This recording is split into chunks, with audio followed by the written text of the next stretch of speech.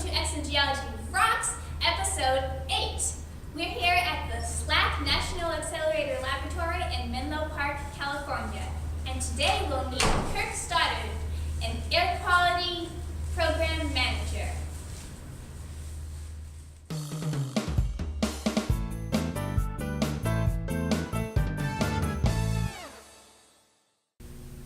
Hi, I'm Zoe Bentley, and welcome back to Exogeology ROCKS. This is Episode 8, and we're here today with Kirk Stoddard, the Air Quality Program Manager here at the SLAC National Accelerator Laboratory. Would you please tell us about you and what you do? Well, I actually work in a group called the Environment, Safety, and Health Division. So while all the physicists and engineers on site are doing the research that gets them Nobel Prizes and all that good stuff, I'm one of the people sort of behind the scenes that writes permit applications for anything that emits any kind of hazardous air pollutant, whether it's a boiler, or a chiller, or a generator, or something like that. And I have to take all that data and then roll it up into annual deliverables and turn it into our regulators to make sure that we're in compliance with all the laws that apply to us. So what are you currently working on? Well, the term greenhouse gas has become pretty topical for most people, and at a place like this it's even more so because when you design something like a particle detector to detect the collision byproducts when you crash matter and antimatter together, those chambers are often filled with greenhouse gases. And before we used to build very large detectors, you used a lot of greenhouse gas. Now we're scaling things down and finding other ways to measure things without needing that kind of material. So I had to do an inventory of all the greenhouse gases we have on site and then work to reduce that inventory and try to find substitutes, or at least try to use it more efficiently. That's interesting. So what's a typical day like doing this? Well, let's see. At least once a month, I go around and I get away from my desk and actually go and look at all of the sources we have on site. Currently we have 38 sources that have operating permits through our local air district. There's a custodian assigned to each one, so I will usually go out and contact the custodian and say, how are things going? Are you planning any changes or shutdowns or anything like that? Because sometimes that has to be reflected in the reporting that I do for that particular source. Then I might go to the motor pool and see if we have any new vehicles. We have a pretty impressive fleet of electric vehicles that we've acquired just in the last couple of years to replace all of our old gas and diesel ones, because most people don't need a full-size truck if they're just carrying themselves in a toolbox. So the air program is one of those things where I have my finger in a lot of different pies. I'm not a major player, but I just need to know what's going on just so I can keep track of things. So how did you get interested in this field? Well, I actually started out as a marine biologist. When I was probably 9 or 10 years old, I read Moby Dick, and I thought being out on the ocean was just really a cool thing to do. So when I went to college, I wanted to major in marine biology, but then I actually got my degree in aquatic biology, which covers marine and freshwater. I figured that would increase my chances of getting a job when I got out of college. I did get a job as a marine biologist, but the opportunities were fairly limited in the big picture. So I went back to school and got another degree also in biology, just because that's what I like to do. But biologists are known for being pretty flexible. It's that you can follow your bliss and do what you really enjoy, but you're flexible enough to be able to adapt to a lot of different situations. And consequently, my curriculum vitae reads pretty circuitously. I've worked for academia and private industry and government, that sort of thing. Every now and then I actually get to lead a tide pool tour for the Boy Scouts or something else, so I can keep my hand in the marine side. But I've basically morphed into an environmental scientist, which is a very standard title these days. But when I was in college in the 70s, there was not a degree available in environmental science. It was still a glimmer in the distance. So can you tell us about this fossil behind us? What exactly is it? Well, a lot of people think that it might be a dinosaur, but in fact it is a fossil mammal. And the reason it's in our visitor center, surrounded by all this physics information, is the fact that it was actually excavated when we were digging all the tunnels to put in all of our underground beam lines for SLAC. And it was actually discovered by accident. At the east side of SLAC, we had a survey tower that they were using to monitor all the operations during construction. And one of the tunnels was being dug. The foreman supervising the job knew exactly the dimensions of all the heavy equipment that was down in the yard. And he saw two big bulldozers pass each other going in opposite directions, and knew that they were too big to fit in the channel as it was designed. So he knew that they had cut too deeply into the hillside to make that channel. So he went down to the site to yell at the bulldozer operators. And meanwhile, some other people on site looked at the hillside that had been excavated and noticed that there was a bone right there that looked like it even had marrow in it. There was something dark in the center of it, but it clearly looked like a big bone. What had happened was the bulldozer had actually knocked off the skull and half of the jaw of this creature, but everything else that you see in here was still embedded in the hillside. Wow. So the gentleman who designed and built SLAC was named Pete Panofsky, and his wife Adele was kind of intrigued at this find and thought she would set about putting the bones together so they could maybe put it on display sometime. Well, it turned out to be a much bigger job than she thought, because this was the biggest skeleton that had ever been found in the entire world. And she consulted with paleontologists, not being one herself, to make sure that she had all the information right for setting up the diorama and that kind of thing. So it was a hobby of hers for a mere 26 years. And when she got it all done to her satisfaction, we moved it in here to the on display in the visitor center. That's really cool. So can you tell us some examples of projects you've worked on before? At SLAC or other places? Either one. Well, I've been at SLAC for 21 years, so I've done a lot of projects here as well too. But the most interesting project that I had, frankly, had to do with greenhouse gases again. And it's one of those things that you really don't realize what the scope of the problem is until you realize how close to home you are. I had heard about a compound called sulfur hexafluoride. The chemical formula for that is SF6. And I went to a conference, or I was invited to a conference to talk about this and its effect on air quality. And I frankly didn't know, this was 10 years ago, and I didn't really know anything about it. But I knew that people in Europe were quite concerned about it because it had been identified as a greenhouse gas. So I went to the conference and came home and realized that we needed to do an inventory of SF6 and other greenhouse gases, just to understand what we were using right now, and then look at ways that we could, again, reduce the inventory, find substitutes, that sort of thing. SF6 is remarkable because it is, if you look at the material safety data sheet for it, it is odorless, tasteless, non-toxic, there's nothing wrong with it, but it is the most powerful greenhouse gas known to man. Wow. And if carbon, if CO2, that is carbon dioxide, has a global warming potential of 1, that's the baseline that they use for comparison, the CO2 being 1, SF6 is 24,000. That's a lot more. So releasing a pound of SF6 to the environment is the same thing as releasing 12 tons of carbon dioxide. So it's something we need to pay attention to. And sure enough, once I started looking for it, I found that we had it on site not only in our electricity utility equipment, but also in some of our research experimental apparatus.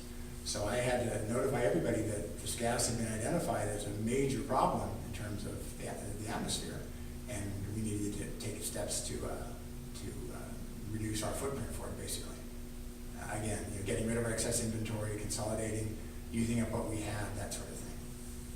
So it grew into a very multifaceted project, and it led me places that I never would have, people I had never talked to before, even though I'd been on site for a long time. So it was a pretty remarkable experience. It was a lot of fun working on it, and we had a lot to show for it. So what's the most exciting thing that you've done for your job? That's probably what I was leading up to, is that in recognition of the efforts that I and some other people at other DOE labs did, we formed something called the Fugitive Emissions Working Group, which is formed by DOE, but they invited all of the DOE science labs to participate and find out again. Do an inventory, establish a baseline at your site, and then see what you can do to reduce it. When the Department of Energy first understood SF6 for what it is, they were scared to death. They were really concerned that they had this major pollution problem on their hands. But by just using some common sense and creativity and networking and comparing notes and common sense, we were able to reduce our emissions of SF6 more than 90% in a 4-year period. So, and other labs had larger quantities involved, maybe not as impressive percentages, but they were able to reduce their emissions quite a bit. So in recognition for all that, some of the labs, including SLAC, were recognized and given something called the Secretary's Honor Award, which meant that they flew us to Washington, D.C., and we all had a ceremony and got to shake the hand of the Secretary of Energy, who presented us with the award. So that was the highlight of my career. That sounds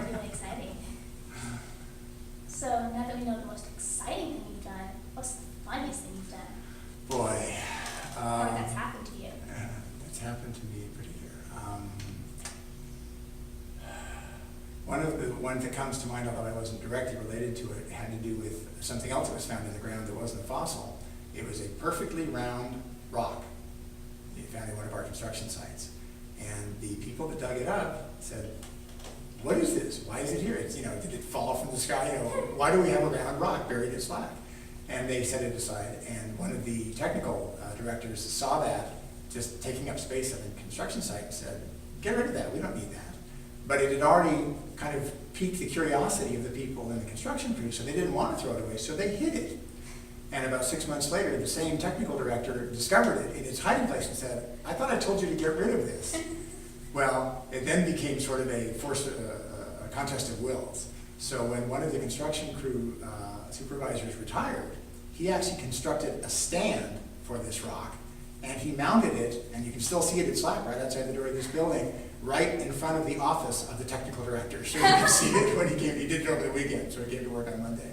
And Monday morning came, the director came into his office, pulled his curtains open, saw the rock sitting down there in its stand, closed his curtains again, went back to his desk and went back to work. So I was second-hand party to that one, but there were an awful lot of people that were quite amused by that, because the director was a pretty serious fellow who had a sense of humor, he just didn't let it show very often. So that was pretty entertaining. Did you ever find out why it was round while I was there? Several people have offered hypotheses, but we never came up with a really plausible explanation for why it would have been here in the first place, why it would have gotten buried. Just no idea. At one point, they were going to crack it open, thinking it was some kind of a geode, but they did some exploratory drilling and decided that there weren't crystals in the middle of it, so they left it alone.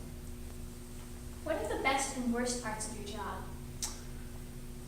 The best parts of my job are, just to go back to the award again, the fact that recognition was something that, I really was just doing my job. I was presented with a problem, I had to network with people, do things, and it amounted to something that I had not seen in 20 years of being here, so that was pretty neat. But just the people that I work with are a pretty amazing group, because once you've explained, if you can tell people what the concerns are, what they need to do to be compliant with the environmental regulations, and offer to work with them and make them part of the solution. We've forged some incredibly productive working relationships with a wide range of people. These are people in the motor pool, and researchers, and administrators, all sorts of things. But once you get people on board, it's a powerful force, and it's a lot of fun working with people like that. The worst part of my job is probably regulatory inspections, which I don't say because we get a lot of violations, because we don't, but it's just, there's always a little bit of tension there, because anytime a regulator shows up, sometimes they're unannounced. They just show up at the main gate and they say, I'm here, lead me around and show me this and that. Because there's a lot of record keeping that's involved with something like air quality. So I keep it up to keep it current as best I can, but every now and then there might be something that falls through the cracks. Because it's very clear to regulators that we work really hard at achieving compliance, they know that we're making a good faith effort. We're not trying to hide anything. We do full disclosure. If we have an accident in place, we're the first ones to report it, that kind of thing too. So we built a lot of credibility with regulators, but it's still just that kind of tense situation because you never quite know what's going to come of an inspection. So it's not, in relative terms, it is the worst part of my job, just because I don't enjoy them necessarily. But So do you have any advice for kids who want to get into science of any sort, especially your fields? I have been a generalist my whole life. I'm a generalist by education, by experience, by training, that sort of thing.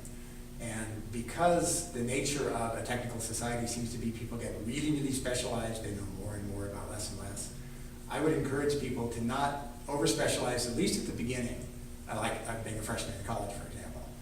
There's so much out there that may just grab you and hold your interest for the rest of your life. That it's really worth it to kind of expose yourself to a lot of things, a lot of different aspects of science. But everyone needs to have a working knowledge of science. I firmly believe that in a society like ours. You don't have to be a scientist to be able to think critically and go, is that really a good idea?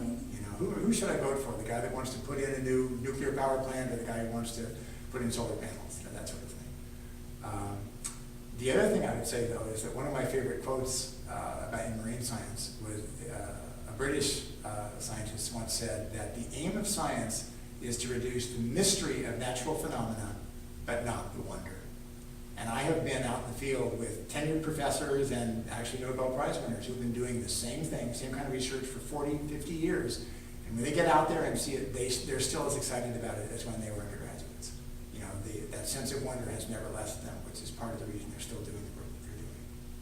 So those would be my two nuggets to, to pass on to younger scientists, I guess. That's great. Thank you very much for taking your time to come and be interviewed. My pleasure. So, thank you very much. And thank you. This has been Exogeology Rocks, Episode 8. Thanks for watching.